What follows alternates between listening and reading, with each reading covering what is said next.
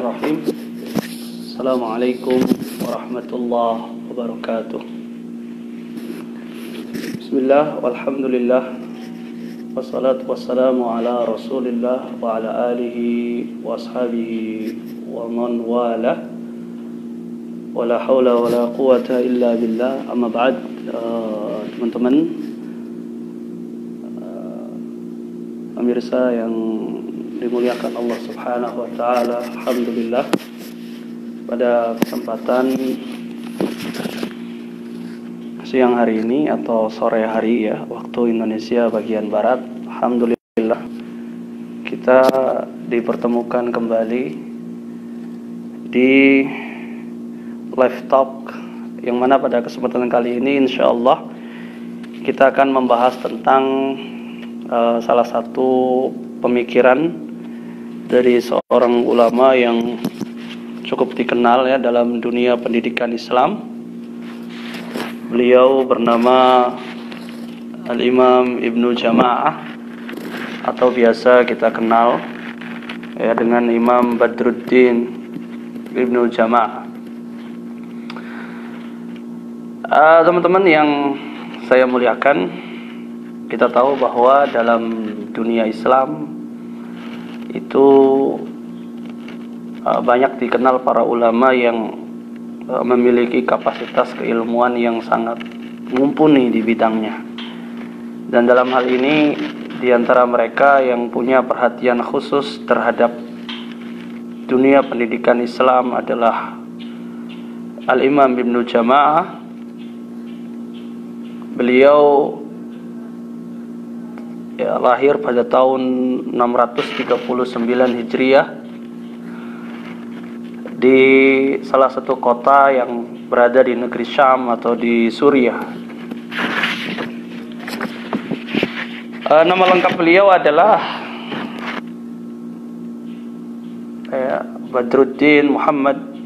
Nama beliau Muhammad, gelarnya adalah Badruddin bin Ibrahim bin Sa'dullah bin Jama'ah bin Ali ibn Jama'ah bin Hazim bin Sakhra al-Kinani. Beliau lahir di kota Hama, salah satu kota yang penting di Suriah, pada tahun 639 Hijriah.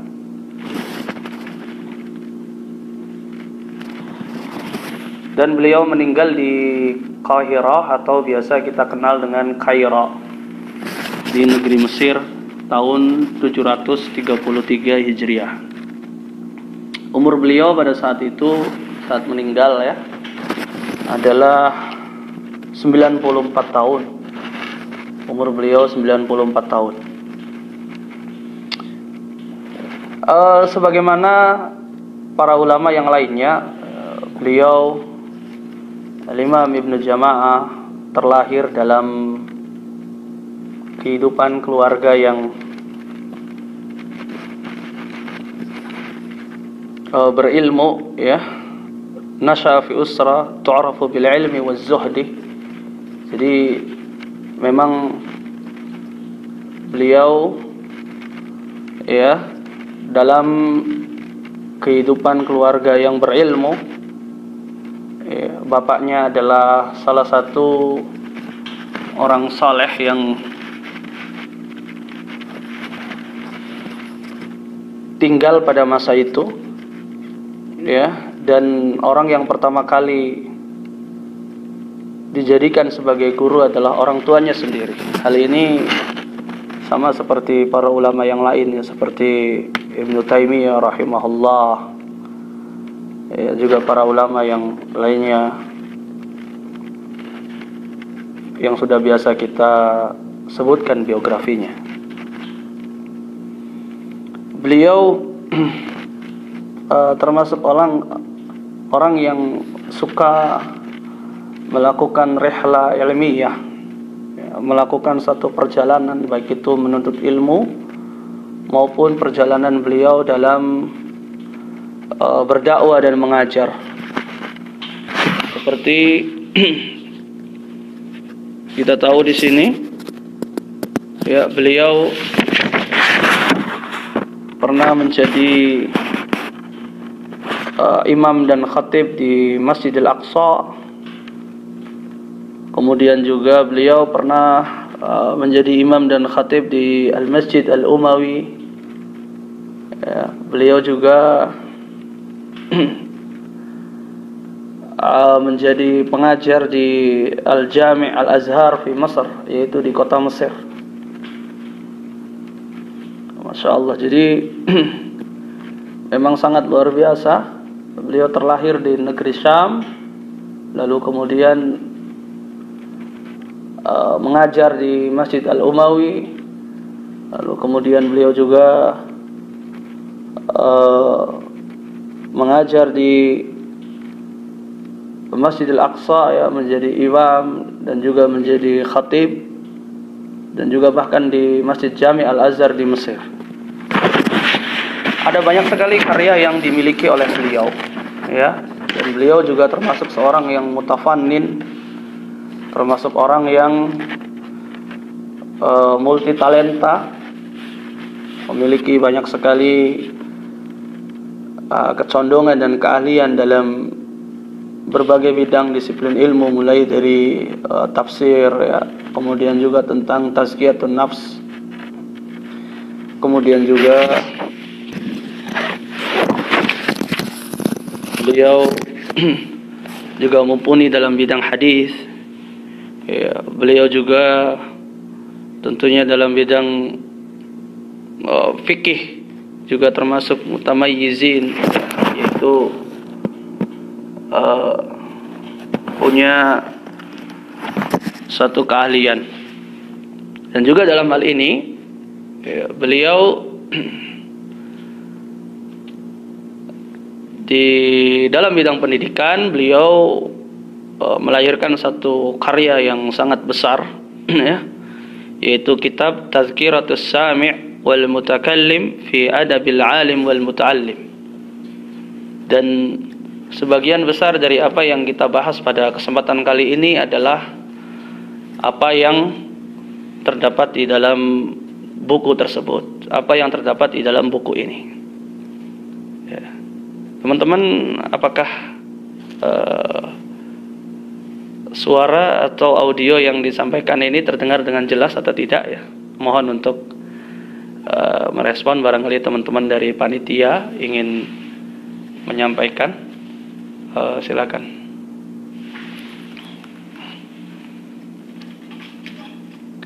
Ya. Jadi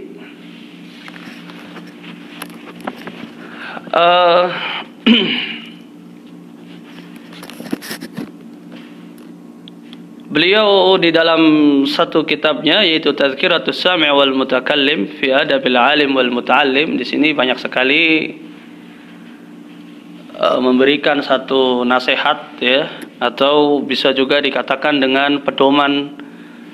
Kalau kita melihatnya sekarang adalah dalam dunia pendidikan, ya, merupakan satu referensi yang sangat luar biasa.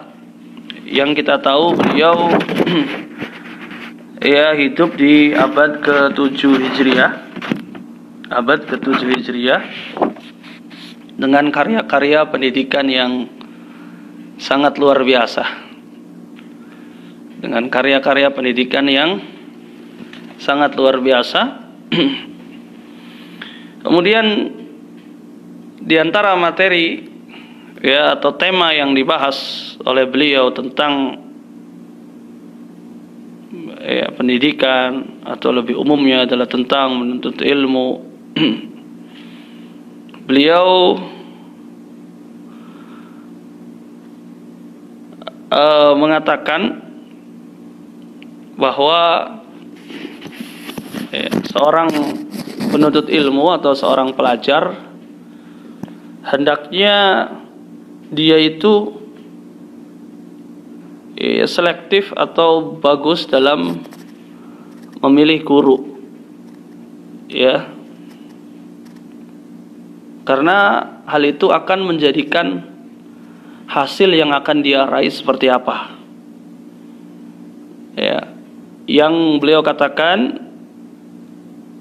ya, bahwa pilihan yang utama adalah tentang agama dan juga kebaikan dari seorang guru tersebut.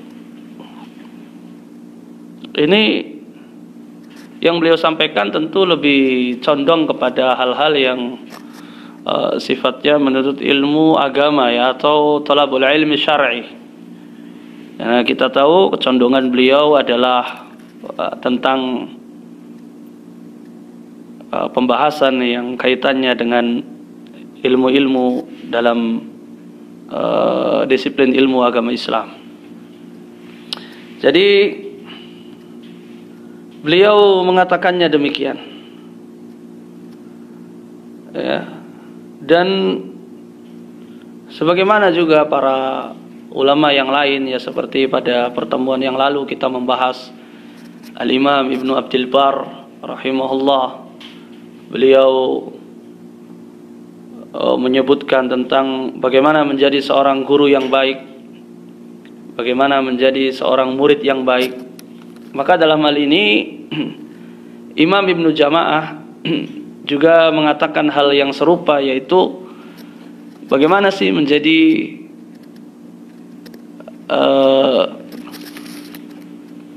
bagaimana menjadi guru yang baik. Menjadi guru yang baik bagi beliau, poin yang pertama adalah dia harus senantiasa merasa takut dan merasa diawasi oleh Allah Subhanahu wa taala. Yaitu harus muraqabatullah fis sirri wal alan. Jadi poin pertama bagi seorang guru adalah dia memiliki rasa takut kepada Allah Subhanahu wa taala. Seorang guru dia harus merasa bahwa langkah dan geraknya selalu diawasi oleh Allah Subhanahu wa taala. Baik dalam keadaan dia itu terang-terangan maupun dalam keadaan dia itu dalam keadaan sendirian.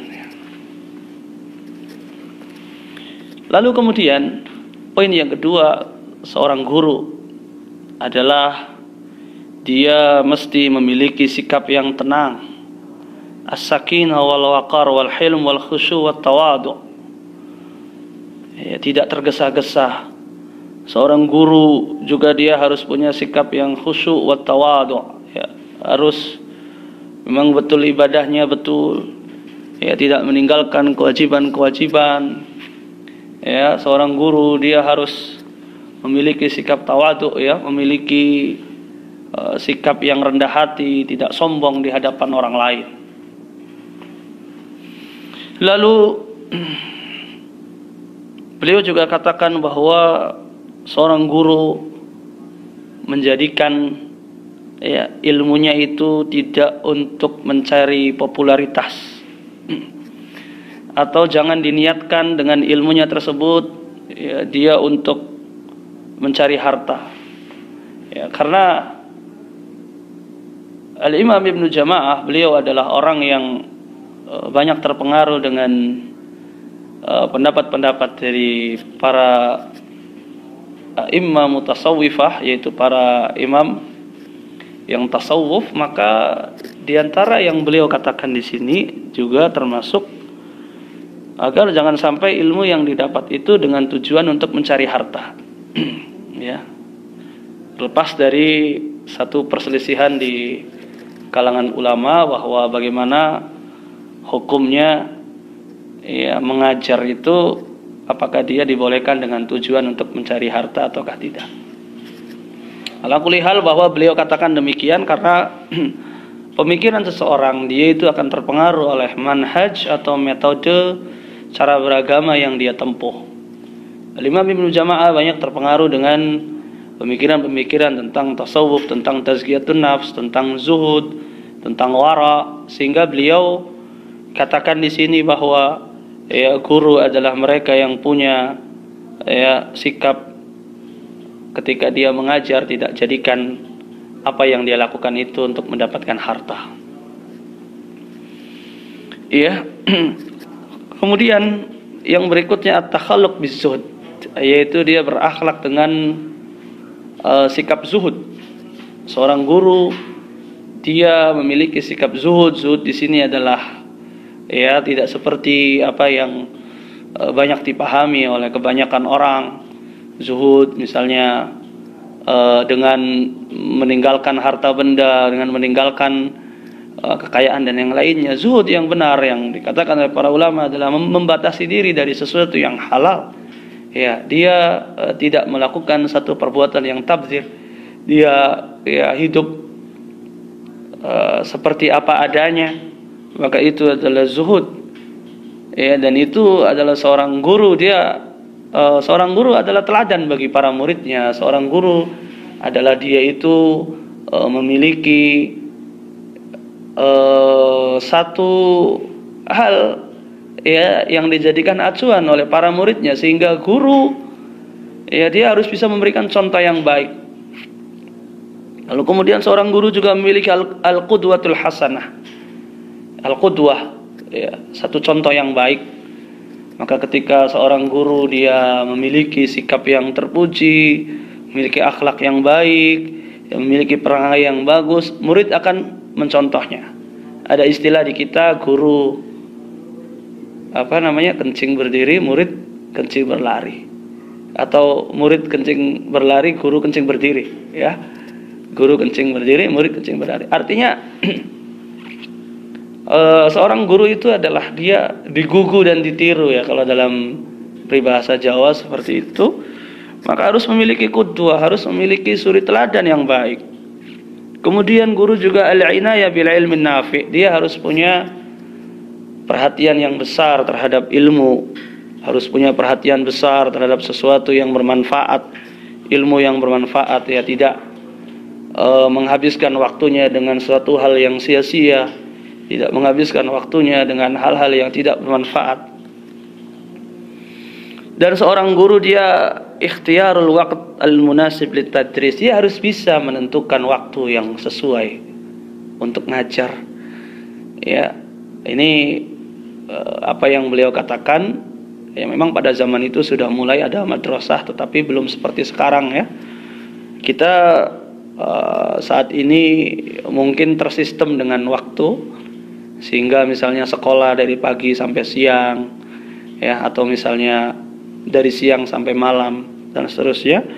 Beliau katakan di sini bahwa seorang guru dia harus bisa menentukan waktu yang sesuai ketika untuk mengajar itu. Kenapa? Karena ada waktu-waktu tertentu itu yang misalnya waktu ketika istirahat siang itu kan agak-agak agak-agak mungkin kurang mood ya bagi para siswanya, juga bagi gurunya sendiri. Tetapi yang jadi kendala adalah kita sekarang di era yang sudah tersistem dengan satu aturan ya, misalnya kita ngajar di sekolah, ngajar di kampus yang memang sudah tersistem dengan baik. Kemudian beliau juga mengatakan bahwa guru itu al-julus fi makan baris liyarahu tullab, yaitu guru dia harus duduk di tempat yang dapat terlihat ya, yang di depan, kemudian dia bisa kelihatan oleh para muridnya. Jadi jangan sampai guru duduk di belakang atau misalnya sembunyi ya, yang dia itu tidak terlihat ya. Maka guru dia harus bisa. Makanya kalau kita melihat ya, sampai sekarang misalnya di majalis para masyayikh, di tempat-tempat yang di sana diajarkan ilmu seperti di Masjid Nabawi ataupun di Masjidil Haram, itu seorang syekh, seorang guru, maka dia duduk di depan ya, duduk di depan, kemudian dengan kursi yang tinggi ya. Jadi dia harus bisa melihat bagaimana keadaan muridnya, dia harus bisa melihat bagaimana ya keadaan orang yang ada di depannya itu. Dan jangan segan-segan sebagai seorang guru dia menegur ketika ada muridnya yang misalnya kurang konsentrasi, ketika ada muridnya yang kurang serius dalam belajar ya, ataupun mengantuk dan yang lainnya. Seorang guru dia punya hak untuk melakukan hal tersebut. Kemudian seorang guru juga dia harus bisa takdimul aham fal aham minad durus. dia harus bisa mengutamakan mana yang paling penting dari yang penting dari pelajaran itu. Ya. Jadi dia harus bisa memiliki skala prioritas. Harus bisa memiliki mana yang harus disampaikan kepada muridnya. Jangan ketika kita menjadi seorang guru, ya, guru secara umum dalam makna entah kita berdakwah di masyarakat, entah kita mungkin menyampaikan pembelajaran secara tematik dan yang lainnya, maka kita harus punya perhatian yang serius terhadap hal ini. Ya, kita harus prioritaskan. Ketika kita berbicara misalnya kepada orang desa, ya, kepada para di tengah masyarakat yang secara pendidikan misalnya rendah, maka kita harus sampaikan dengan sesuatu yang penting baginya. Jangan menyampaikan sesuatu yang sangat berat, ya. Misalnya kita sampaikan satu pelajaran kepada pengajian misalnya atau majelis taklim di ibu-ibu, ya, mereka belum tahu apa-apa langsung dibahas tentang ilmu jarh wa ta'dil misalnya atau ilmu mustalahul hadis. Maka ya ini kurang efektif. Kenapa? Karena apa yang akan disampaikan oleh seorang guru tersebut, ya, dia kurang begitu berfaedah dari apa yang disampaikan tersebut. Maka seorang guru dia harus taqdimul aham fal aham minad durus. Lalu kemudian guru juga dia harus al-inayah bil mazhar al-am, yaitu punya perhatian terhadap syakl, ya, punya perhatian terhadap penampilannya, ya. Jadi jangan asal-asalan, ya. Misalnya kita akan mengajar, kita ya harus mengenakan pakaian yang rapi, mengenakan pakaian yang wangi, ya. Kemudian kita mandi terlebih dahulu. Jadi seorang guru dia harus punya wibawa di hadapan murid-muridnya, seperti itu. Bahkan beliau katakan bahwa idza hadaral muallim majlis at-tadris, ya, yaitu jika seorang guru dia hadir di dalam satu pelajaran, ya, maka bersuci minal hadas wal khabas, yaitu dia bersuci terlebih dahulu, ya, dari hadas dan sesuatu yang kotor, ya, artinya yang melakukan mandi, wa tunazif wa tutayyib, yaitu dia pakai wangi-wangian dan dia menggunakan minyak wangi dan membersihkan dirinya. Dan juga beliau katakan menggunakan pakaian yang layak, ya, min ahli zamanihi, yaitu sesuai dengan ahli zamanihi, sesuai dengan yang ada pada saat itu. Jadi jangan sampai menggunakan pakaian yang tidak sesuai dengan zamannya, ya, yang tidak sesuai dengan keadaannya pada saat itu. Kenapa demikian? Beliau katakan qasidan bidzalika ta'zimul ilm, yaitu dengan maksud hal itu untuk mengagungkan ilmu, ya. Jadi untuk mengagungkan ilmu itu tersebut, ya. Kemudian beliau juga katakan bahwasanya seorang guru itu ar-rifqu bitullabihi was-sabru alaihim. Seorang guru hendaknya dia memiliki sikap lembut terhadap murid-muridnya. Seorang guru dia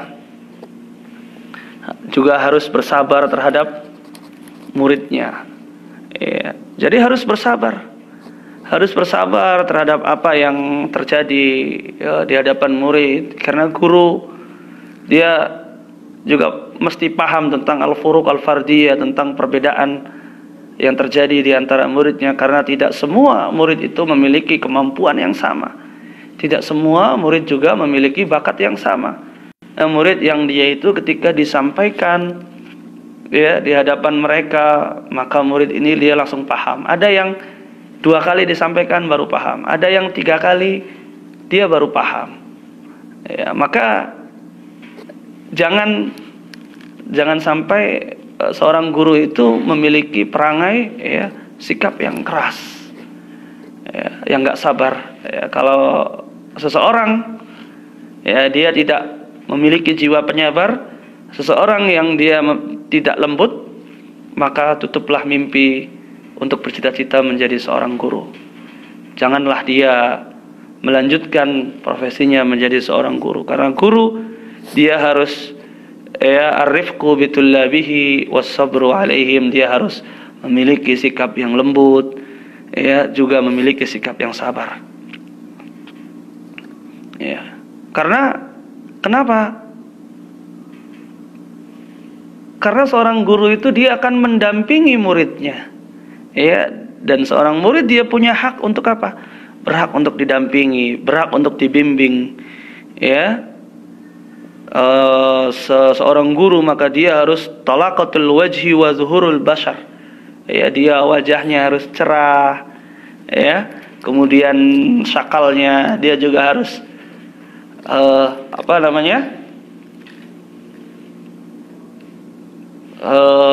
syakalnya dia juga harus riang, begitu. Wa husnul mawaddah wa ilamul mahabbah wa idmarus syafaqah, dia punya kelembutan dan punya rasa cinta terhadap murid-muridnya. Teman-teman yang dimuliakan Allah Subhanahu wa taala, kemudian yang berikutnya, orang guru juga dia harus punya sikap adil. Sikap adil di sini adalah adil, yaitu dalam artian dia tidak membeda-bedakan antara satu murid dengan murid yang lainnya. Ini sama seperti yang dikatakan oleh Al-Imam Ibnu Abdul Bar pada pertemuan yang lalu, bahwa seorang guru dia mesti punya sikap yang sama, yang adil terhadap setiap muridnya. Kemudian ada beberapa maharat, yaitu keterampilan yang mesti dilakukan, yang mesti dimiliki oleh seorang guru, yaitu apa saja? Beliau katakan bahwa seorang guru dia ilmamul muallim bimaharat takhassusihil akademi. Jadi seorang guru dia harus punya keterampilan yang sesuai dengan takhasusnya. Ketika menjadi seorang guru matematika, maka dia harus betul-betul takhasus terhadap hal tersebut. Ketika menjadi seorang guru dalam bidang ilmu syar'i, misalnya dalam fikih, maka dia harus takhasus dalam hal tersebut, punya spesialisasi. Lalu kemudian seorang guru juga dia harus mudawamatul bahts wad dirasah, dia harus senantiasa belajar. Guru itu senantiasa dia murajaah, dan itu adalah belajar yang terbaik adalah ketika seseorang dia memutuskan untuk menjadi guru. Kenapa? Karena dia sebelum mengajar akan mempersiapkan apa yang harus dilakukan. Dan seorang guru juga al-ishtighal bi ta'lif wa tasnif. Dia harus menyibukkan diri dengan ta'lif, yaitu dengan menulis, entah menulis buku, mungkin kalau di kita ada namanya menulis jurnal, dan yang semisalnya. Kemudian tawafur qadri minas thaqafatil 'ammah, dia harus memiliki satu wawasan yang luas, memiliki wawasan yang luas terhadap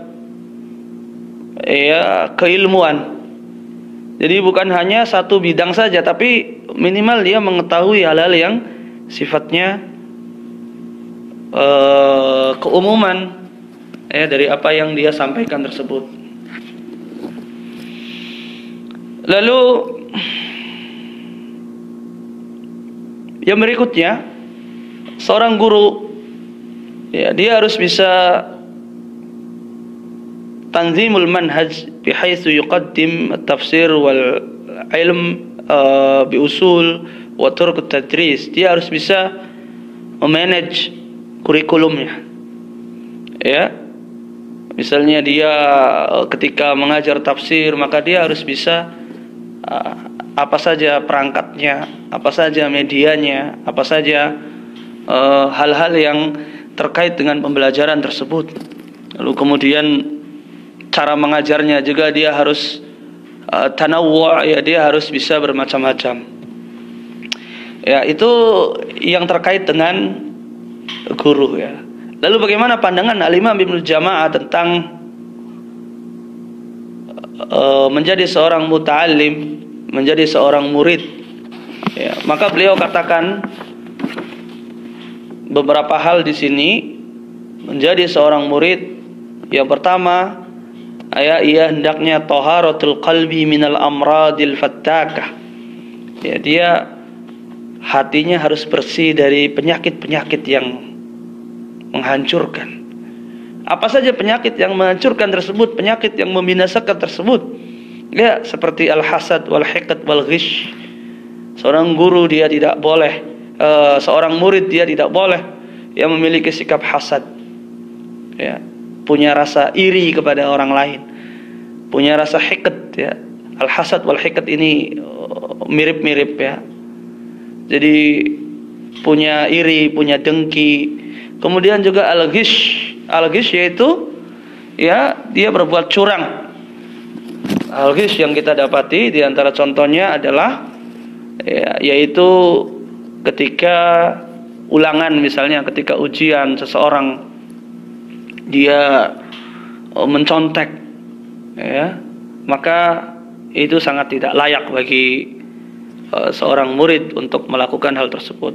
Makanya kita dapati, misalnya dalam lembaga pendidikan yang memang berpegang teguh dengan ajaran dan norma-norma keislaman, tindakan mencontek ini jadi satu hal yang sangat aib sekali, ya, bahkan merupakan satu pelanggaran yang berat, ya. Bahkan ketika dulu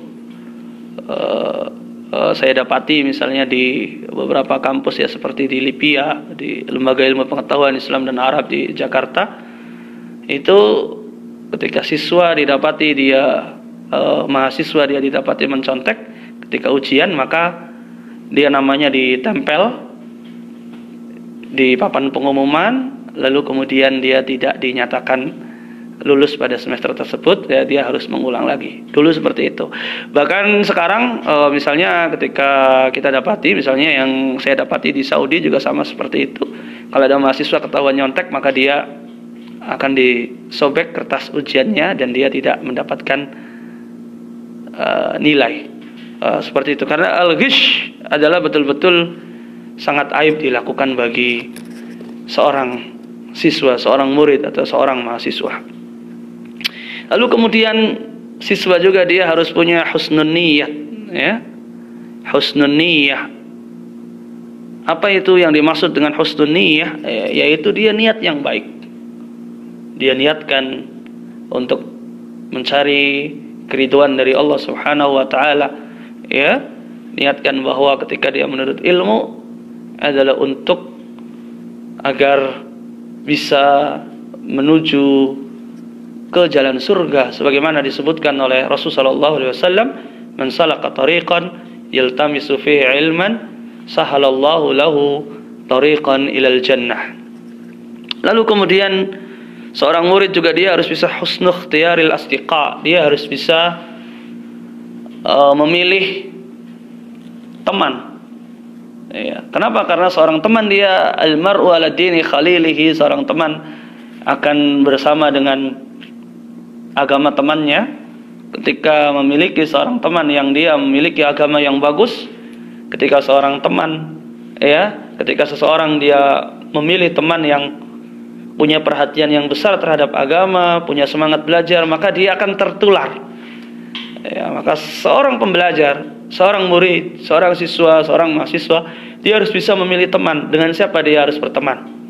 Karena dengan berteman nanti dia akan tahu bagaimana, ya, apa yang akan dia lakukan, ya, dan nanti hasilnya akan kelihatan. Seperti itu. Kemudian tauqirul muallim wa ihtiram. Seorang murid dia harus bisa menghargai, menghormati muallim, menghargai, menghormati guru. ya, memuliakan. Jadi harus punya sikap hormat, sikap ihtiram, ya, tidak serta-merta kemudian melawan, ya. Seperti yang kita saksikan misalnya di negeri kita ada beberapa didapati kasus itu, murid SMP atau SMA dia memukul gurunya, ya, menampar gurunya, bahkan ada yang mengancam. Maka itu adalah tindakan yang sangat tidak terpuji. Lalu beliau katakan di sini bahwa seorang murid maka dia harus memulainya al-ibtida' bi ta'allumil Qur'anil Karim wa hifdhihi, yaitu mendahulukan dengan belajar Al-Qur'an dan menghafalkannya.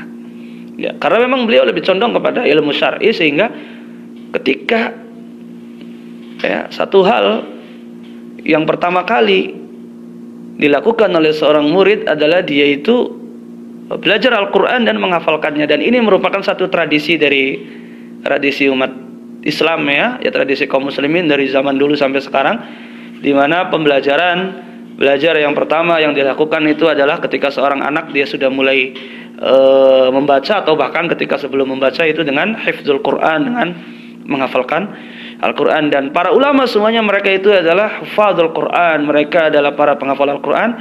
Tidak ada satu ulama pun yang tidak menjadi penghafal Al-Quran. Kita tahu seperti Imam Ahmad, Imam Malik, Imam Syafi'i, kemudian juga Imam Abu Hanifah, ya, dan juga para imam yang lainnya, mereka merupakan para ulama yang ketika dari kecil itu sudah hafal Al-Quran. Makanya sistem menghafal ini merupakan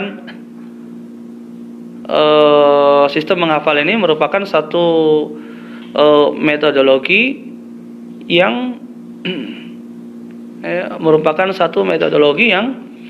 biasa dilakukan dari zaman dulu. Ini berbeda dengan pendidikan barat, ya, yang mana pendidikan barat mereka tidak mengandalkan al-hifdz, tapi mereka itu lebih mengandalkan al-faham, yaitu pemahaman. Karena pendidikan barat mereka tidak ada yang harus dihafal, ya, sedangkan umat Islam menghafal Al-Quran, menghafal hadis, ya, menghafal matan-matan ilmiah dan yang lainnya. Kemudian beliau katakan di sini bahwa seorang pembelajar adalah adamul khawd fil khilafatil madhhabiyah la siyama qabla ta'amuq fil ilm, yaitu hendaknya seorang murid, ya, dia tidak terjerumus terlalu dalam kepada perbedaan mazhab, terutama adalah ketika dia masih belum mumpuni dalam bidangnya. Ya, jadi beliau tidak menganjurkan hal tersebut, dan ini adalah sesuai dengan apa yang disampaikan oleh para ulama yang lain, bahwa seorang pembelajar yang pertama kali dilakukan adalah dia belajar mazhab terlebih dahulu, fikih misalnya sesuai dengan mazhabnya. Kemudian setelah dia mumpuni, maka dia baru belajar tentang khilafat, yaitu tentang khilaf-khilaf yang terjadi di antara para ulama mazhab.